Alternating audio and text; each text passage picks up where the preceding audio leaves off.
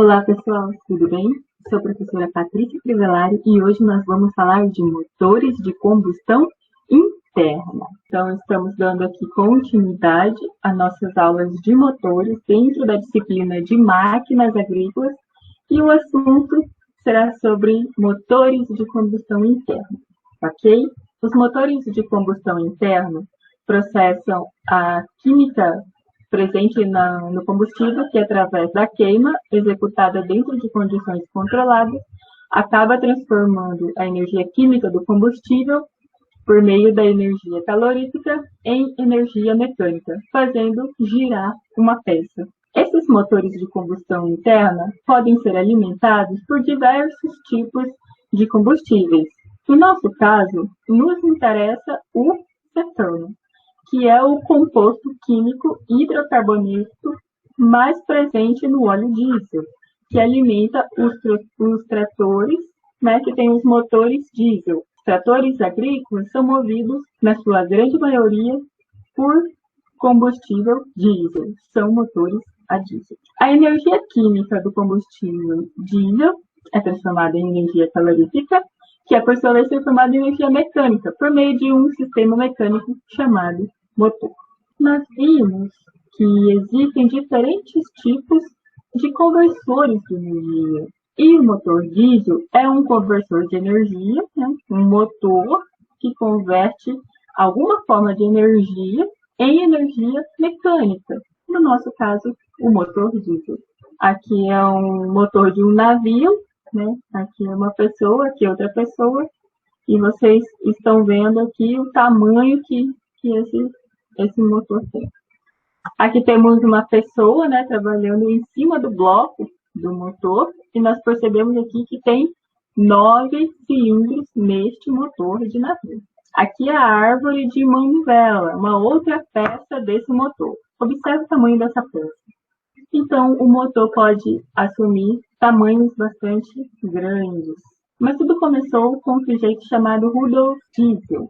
Esse sujeito desenvolveu um mecanismo, um aparato que era capaz de queimar óleo vegetal, e esse óleo vegetal queimado fazia mover uma peça.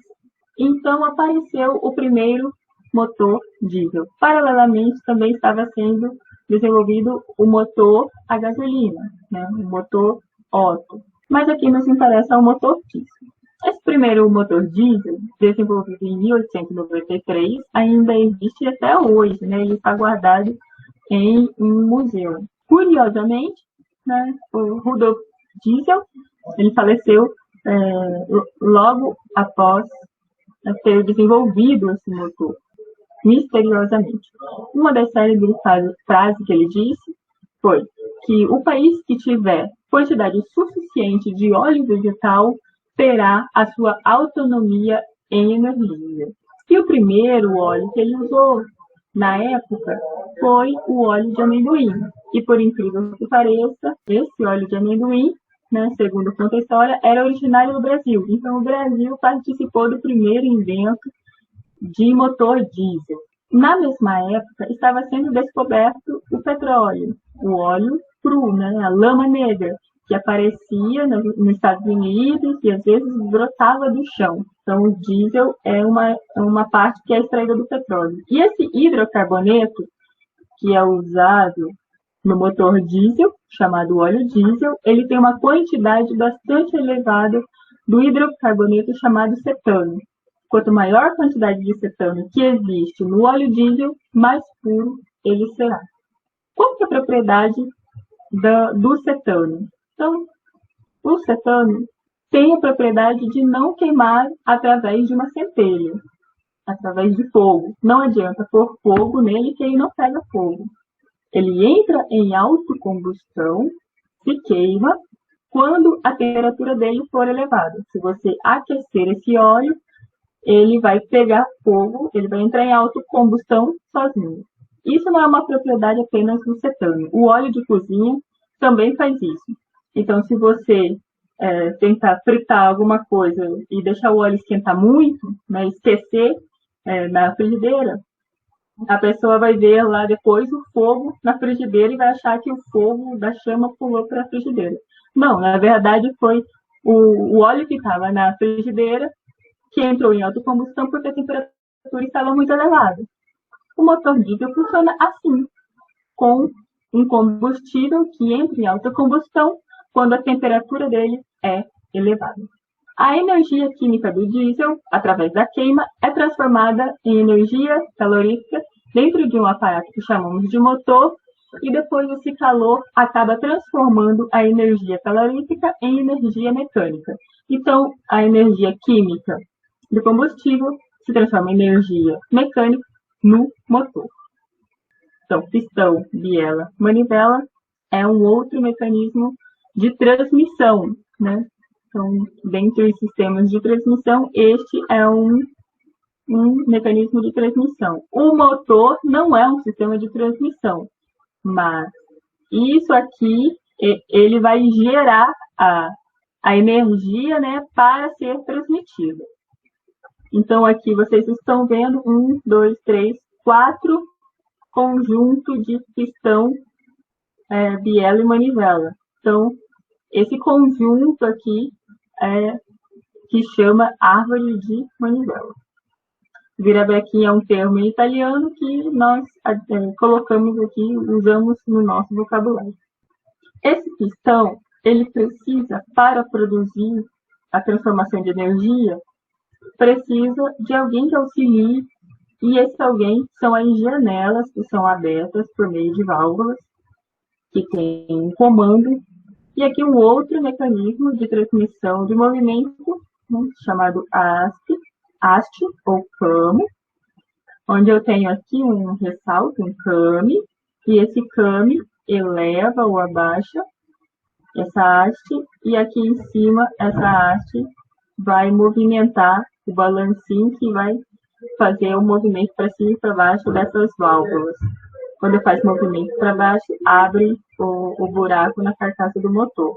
Quando o balancinho sobe, a mola empurra de volta e fecha o buraco na carcaça do motor. Aqui nessa parte chamada cabeçote. Aqui eu tenho duas válvulas. Notadamente, uma delas controla a entrada de ar e a outra controla a saída do ar queimado. O princípio de funcionamento do motor diesel é baseado em 4 tempos. O primeiro tempo chama-se admissão. Na admissão, temos o motor movimentando seu pistão da parte superior para a parte inferior. Essa válvula chamada válvula de escape e a outra válvula chamada válvula de admissão se abre, permitindo que o ar do ambiente entre dentro dessa câmara. Uma vez que esse pistão chega aqui embaixo, ele começa a fazer um movimento de subida. E nesse momento de subida, as duas válvulas estarão fechadas e todo o ar que estava vai ser comprimido. Então, esse ar vai ganhar calor, temperatura. Para que o ar se comprima, ele libera calor. Isso nós chamamos de compressão, que é o segundo tempo do motor.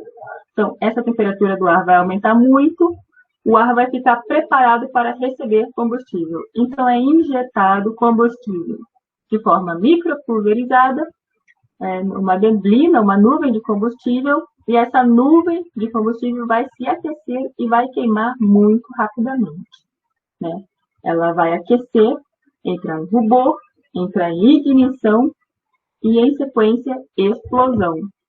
Então, ela leva um certo tempo, mesmo que seja 1/100 de segundo, o combustível leva um certo tempo para processar, para se queimar. Então, a injeção do combustível acaba sendo feita no tempo da compressão, quando o pistão está próximo do ponto mais alto que ele consegue subir do motor. Nós chamamos de ponto morto superior, esse ponto mais alto que ele consegue chegar. Então, pouco antes de chegar nesse ponto morto, é injetado o diesel aqui para ele explodir. Quando esse óleo explode, o pistão é empurrado, forçado a descer, porque as válvulas ainda estão fechadas. Então, a pressão aqui aumenta muito, dada a explosão, e empurra esse pistão para baixo. Então, no tempo da explosão, expansão, ocorre a queima efetivamente. Então, há mais combustível, produz uma mistura, uma reação química de oxirredução, e o combustível, cetano, acaba virando CO2, porque todas as ligações entre carbono são quebradas no processo, e então ele transforma em CO2 e libera uma quantidade enorme de energia, calor. Esse calor, então, produz pressão e empurra o pistão para baixo. Então, neste momento, nós chamamos terceiro tempo, o tempo motor, é onde o motor ganha energia. Uma vez esse pistão chegando à parte mais baixa do motor, ele vai voltar a subir. E então, a válvula de escape se abre. E quando ela está aberta, o pistão vai empurrar todo o gás queimado para fora. Terminado isso, o pistão estará no ponto morto superior, a válvula de escape se fecha e a válvula de admissão se abre, e o pistão volta a descer do ponto morto superior para o ponto morto inferior, sugando de novo o ar para dentro da câmara, produzindo um novo ciclo. Por isso que chamamos ciclo diesel. Ele faz esses 4 tempos, é um ciclo, e ele repete isso infinitas vezes até que acabe o combustível. O pistão tem esse movimento retilíneo alternado. Então, quando ele sobe, ele vai chegar no limite, no ponto morto superior limitado pela biela. O mesmo vai acontecer aqui no ponto morto inferior. E ele é chamado de ponto morto porque naquele lapso de tempo, a velocidade desse cilindro, desse pistão, é zero. Ele não está com velocidade ascendente nem velocidade descendente. Ele está parado, embaixo ou em cima. E por que ele para? Ele sobe até o final do curso, aí para e depois ele começa a descer. Então, a velocidade dele é uma senoide, descreve uma senoide. Quando o pistão está no meio do curso, o pistão está com a máxima velocidade. Daqui para frente, ele diminui a velocidade até zerar. Zerou, ele começa a aumentar no sentido contrário. E quando chega aqui no sentido contrário, ele zera a velocidade de novo e começa a aumentar aqui. Então, aqui é o tempo escape. Então, a admissão entra o ar, comprime, injeta aqui o combustível, acontece a explosão e então abre-se a válvula de escape e sai aqui a descape. Aqui nós temos um vídeo de uma maneira de um desenho um pouco mais elaborado, né? Mais tecnificada aqui. Então temos aqui duas válvulas, né, para admissão e duas válvulas para escape. Então aqui eu travei aqui para vocês verem que tem duas válvulas aqui atrás abertas e nesse momento, né, seria o momento do escape e logo após virá o momento de admissão, né, para a admissão. Então significa que esse cilindro tem duas válvulas para admissão e duas válvulas para escape. Então seria um motor bivalvulado, né? E se fosse um motor aí de 4 cilindros, seria um motor de 16 válvulas, né? 4 válvulas para cada cilindro. O que isso faz melhorar no motor? Então, quando eu somo a abertura nessa janela dessas duas válvulas, é muito maior do que se eu tivesse uma válvula grande aqui. A mesma coisa do escape. A área aberta por essas duas válvulas abertas aqui é muito maior do que se eu tivesse uma única válvula grande. A área específica será maior, porque temos aqui o diâmetro e temos, nesse diâmetro, poderíamos colocar uma válvula grande do lado e outra válvula grande do outro. E acabou o espaço. Não tem como fazer a válvula ser maior. Se eu reduzo o tamanho da válvula, eu reduzo o tamanho do buraco, eu consigo colocar duas de um lado e duas do outro lado. Então, vocês perceberam acontecendo os 4 tempos do motor. Agora, o que nós estamos vendo? Estamos vendo um motor que não tem mais um cilindro apenas. Tem 4 cilindros trabalhando em conjunto. 4 cilindros, 4 bielas, né, formando a árvore de manivela. Observe que a cor laranja, né, vermelha, indica a explosão. E observe que o cilindro tem uma certa lógica em termos de explosão. Não explode 1, 2, 3, 4 na sequência. Porque se isso acontecesse, nós teríamos uma onda de energia nesse sentido. E então eu acabaria tendo problemas sérios no motor. Quando eu tenho uma onda de explosão acontecendo no sentido, numa sequência? Quando eu quero, por exemplo, implodir um prédio. Quero produzir uma explosão de grandes proporções e eu faço, né, a explosão em cadeia, seguindo uma sequência. Para que isso seja evitado no motor, nós temos, tanto no motor diesel quanto no motor Otto, né, a álcool ou a gasolina, o que nós chamamos de tempo de fogo. Então, observe, explode 1, depois o 3, depois o 4 e depois volta a explodir o 2. Depois volta 1. Então, vamos lá. 1, 3, 4, 2. 1, 3, 4, 2. Esse é o tempo de fogo do motor. Para um motor de 4 tempos, este seria o tempo de fogo. O que vocês estão vendo aqui são pontos que indicam a posição que devem ficar essas peças na hora de montar de novo o motor, uma vez que ele foi desmontado. Você desmontou o motor, como que você vai montar ele de novo para que esse sincronismo aconteça? Observe que a gente tem aqui o comando de válvula, está recebendo o movimento da árvore de manivela aqui, e esse comando de válvula está comandando as válvulas, fazendo o trabalho de abertura e fechamento, entrada e saída dos gases, a entrada do ar e saída dos gases no tempo exato, no tempo correto em cada cilindro. Então, há um sincronismo perfeito no motor. Muita gente é apaixonada em motores justamente por isso. É um sincronismo muito grande. E nós vamos ver que esse sincronismo não para por aqui. A injeção do combustível também exige sincronismo também. Quais são os tipos de motor? Não necessariamente são motor do tipo diesel. Este é o motor a gasolina, a querosene usado em avião. São chamados de motores radiais. Vamos observar aqui 1, 2, 3, 4, 5, 6, 7, 8, 9 cilindros num motor que seria uma roda grande, porém de pequeno tamanho. Diferente, né, desse motor que é comprido. Né? O motor radial ele é curto. Exatamente, mais leve, menor, porque nos aviões nós precisamos de espaço. Não podemos ter muito peso nem ocupar muito espaço. E aqui um motor de combustão interna, não é uma turbina, né, do tipo radial, mas com baterias de cilindros. Então, imagina um motor desse, acho que 9, 1, 2, 3, 4, 5, 6, 7, 8, geralmente são 9, né?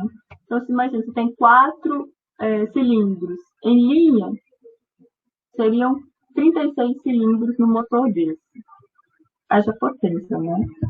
Um outro tipo de motor, que é bem diferente do motor ciclo diesel, é o motor ciclo amplo, que é um motor que tem um lóbulo.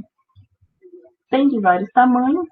Alguns carros europeus eram fabricados com este tipo de motor.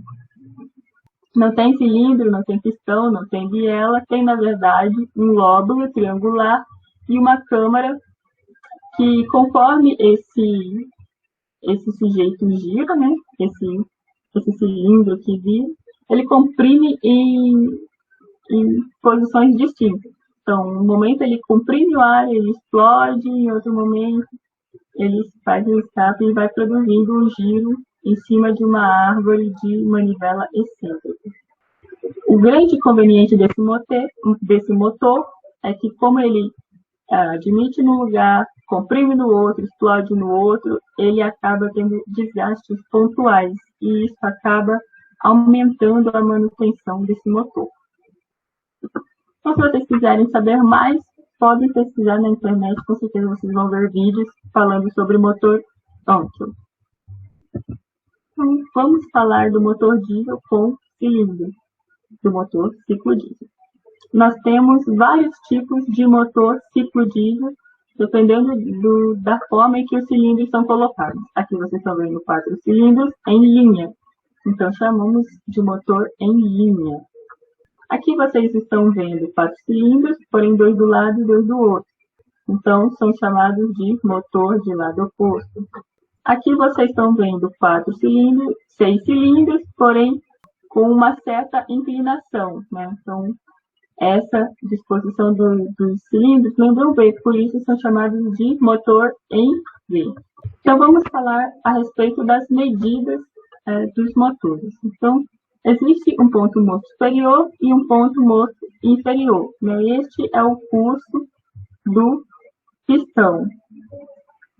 Se ele sobe e desce, né, fazendo esse movimento entre esses 2 pontos, essa distância que ele tem a percorrer, que é chamada de curso. Nós podemos observar aqui que são 3 anéis, devem existir pelo menos 3 anéis no pistão. Qual é a função do anel? Então, a função do anel é fazer a vedação entre o pistão e a câmara, de forma que não escape pressão aqui na hora da explosão ou na hora da compressão. Então, uma das funções é exatamente isso, vedar. Porque entre o pistão e a câmara existe uma pequena pólvora, né? Mas ainda existe. Mas aí bastaria um anel apenas, né? Ocorre que temos um outro anel, né, que tem uma outra função, que é de levar o óleo na câmara e passar esse óleo na câmara, lubrificar a câmara de compressão. A parte de baixo da câmara, vocês vão ver, que é lubrificada por outro meio, mas aqui, no local da compressão, não tem como o óleo chegar, senão via os anéis. Então, temos aqui um anel chamado anel de lubrificação, é fácil de identificar. Ele tem um rebaixo no centro e ele é furado, ele tem vários furos. E depois temos um outro anel, que não é de lubrificação e muito menos de vedação. É chamado de anel de raspagem. A função desse anel é fazer com que o óleo que foi lançado pelo anel de lubrificação na câmara seja retirado e devolvido para baixo, para o reservatório de óleo, que é o cárter. Aí o anel raspador vai raspar esse óleo para que esse óleo não fique muito tempo aqui e acabe sendo queimado ou acabe perdendo suas propriedades do óleo. O óleo lubrificante, ele tem a principal função lubrificar, mas além de lubrificar, ele tem a função de vedar, porque mesmo que o anel de vedação seja eficiente, vai existir ainda um espaço microscópico entre o anel e a câmara. Porque se o anel não for menor do que a câmara, o anel não entra dentro da câmara. Se o anel for do mesmo tamanho da câmara, ele não vai entrar dentro da câmara. Então é um princípio físico, em que 2 massas não ocupam o mesmo lugar no espaço. Então o anel ele acaba ficando um pouquinho menor ainda do que o buraco da câmara. Então quem vai preencher esse espaço e fazer a vedação completa é o óleo lubrificante. Então, além de lubrificar, ele tem a função de vedar. Além de lubrificar, vedar, ele tem uma terceira função, que é de limpar, né?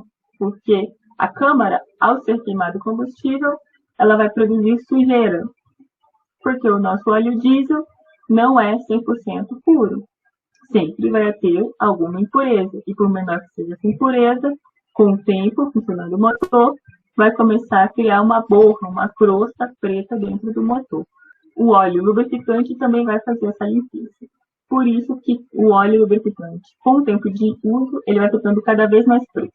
Quando ele é novo, ele é amarelinho, douradinho, até parece mel, né?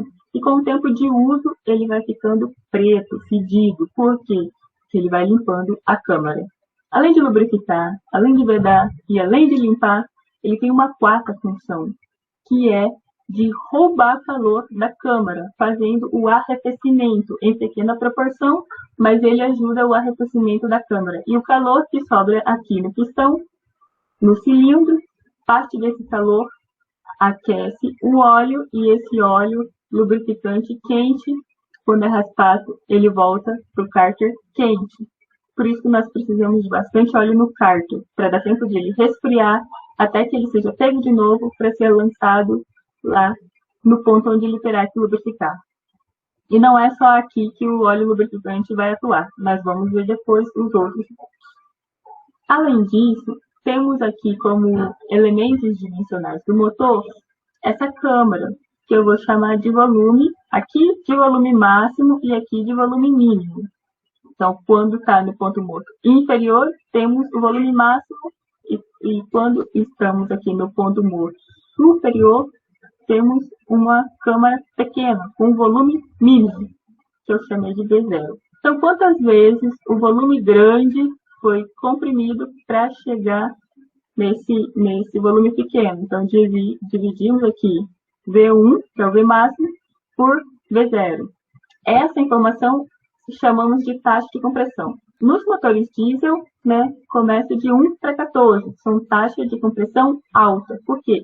Precisamos comprimir muito esse ar para que ele aqueça muito, para que eu consiga lançar o combustível diesel e esse diesel chegue à temperatura de entrar em autoignição. Diferente dos motores a gasolina e a álcool, em que eu não preciso aquecer muito o ar, porque lá eu vou ter uma centelha elétrica que vai fazer um fogo e vai se espalhar por todo o combustível que está já ali na forma gaseificada. Então, a compressão do motor nos motores a gasolina é menor, é de 1 para 6, 1 para 8, enquanto que nos motores para diesel é bem maior, 1 para 14. Por isso que os motores a álcool, a gasolina, são mais leves, são feitos de ligas mais leves. Essa câmara pequena aqui que sobrou, nós chamamos de câmara de compressão. Essa câmara grande, chamamos de câmara de admissão. É admitido um volume de ar, e esse volume de ar, então, é comprimido. A quantidade de ar que será admitida nesse cilindro será o que chamamos de cilindrada, que nada mais é o curso do pistão, a distância que ele concorre, vezes a área do cilindro, a área interna do cilindro. Então, isso nós chamamos de cilindrada. E o que é cilindrada? É a quantidade de ar que o cilindro admite via pistão na câmara no momento da admissão, quando o meu pistão está subindo do ponto morto. Quando ele está admitindo aqui do ponto morto superior para o ponto morto inferior. Então, eu vou admitir um certo volume de ar aqui dentro. E daí que vem motor 2.0. O que é motor 2.0? É um motor de 4 cilindros, em que cada cilindro admite meio litro de ar. A moto CG 125, ela tem um pistão só, um cilindro só, e admite 125 centímetros de ar no momento da admissão. Motor 1.0, motor de 4 cilindros. Se tem 4 cilindros, cada cilindro vai admitir 250 ml de ar em cada cilindro no ciclo, no tempo da admissão. Nós podemos dividir o motor em, principalmente, 3 partes. São basicamente dividido em 3 grandes partes: o cabeçote, o bloco e o cárter. Lembrando que o bloco é a parte mais pesada do motor. No cabeçote, nós vimos que existe as válvulas. Às vezes o comando de válvula está no cabeçote, às vezes o comando de válvula está no bloco. E as válvulas, então, é a parte superior do motor, que vai ser colocada em cima do bloco, e é no bloco onde se encontra o cilindro, onde tem dentro os pistões. A transformação de energia acontece no bloco do motor. E depois nós temos a parte baixa do motor, que é uma peça apenas, um tampão, que nós chamamos de cárter.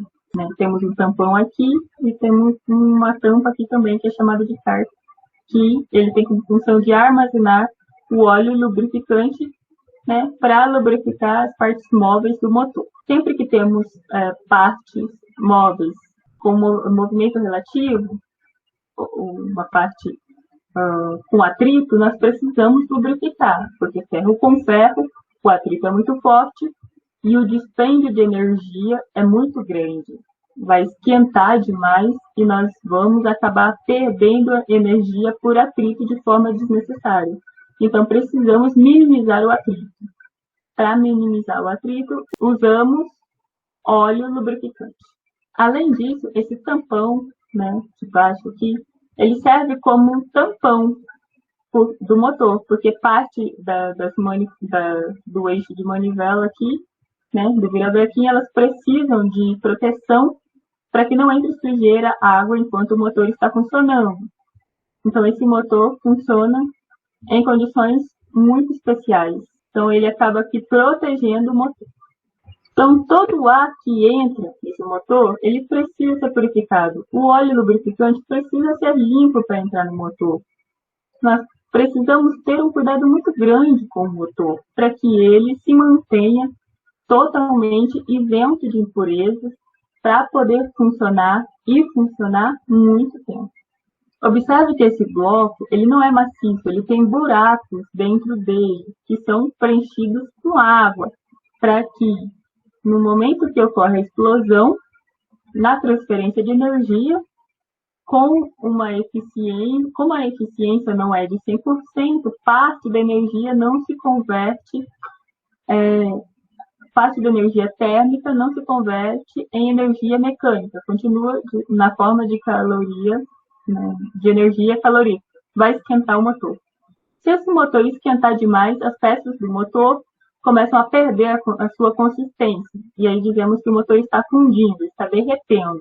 Óbvio que muito antes de derreter, né, o metal já perdeu a sua resistência devido ao calor, e aí ele vai entortar. Se entortar, tem peças móveis e peças fixas trabalhando aqui dentro, e isso então vai dar uma pane no motor, ele vai travar, ele vai estourar, vai quebrar a peça. Então o motor fundiu, estragou. Para manter a temperatura adequada de funcionamento, aqui dentro é colocado água. Só que se essa água ficar o tempo todo aqui dentro, ela vai ferver e não vai resolver nada. Então essa água, na verdade, ela entra e depois sai do motor, fazendo uma circulação e trocando calor. Essa água sai para ser resfriada no local chamado radiador e depois ela volta menos quente para dentro do motor, se aquece e volta para o radiador. E isso daí também forma um ciclo. Então, eu aproveitei esse slide aqui para mostrar as galerias por onde a água transita, para manter arrefecido o motor. Então, esse cárter aqui, ele tem um lugar para fazer drenagem aqui embaixo. Então, quando ele perde as propriedades de lubrificar, principalmente, né, de vedar, de arrefecer, precisamos substituir esse óleo. Então, tiramos todo ele fora e colocamos um óleo novo aqui. Então, eu vou parar aqui e na próxima aula nós vamos falar sobre os sistemas do motor diesel.